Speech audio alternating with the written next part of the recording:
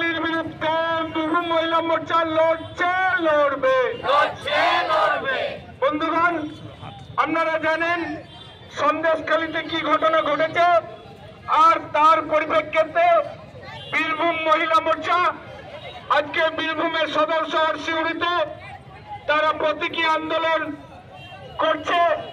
আর এই ব্যাপারে আমাদের মাতৃশক্তিকে দুর্বল ভাববেন না। মাতৃশক্তিরা যেমন ক্ষমতা করে নিচু হয়ে থাকতে পারে, সেই মাতৃশক্তি কিন্তু খর্ব ধরতে পারে, দুর্গার মতো ওষুধদেরকে বধ করতে পারে। বন্ধুগণ, বলছি আমাদের সনাতন হিন্দুদেরকে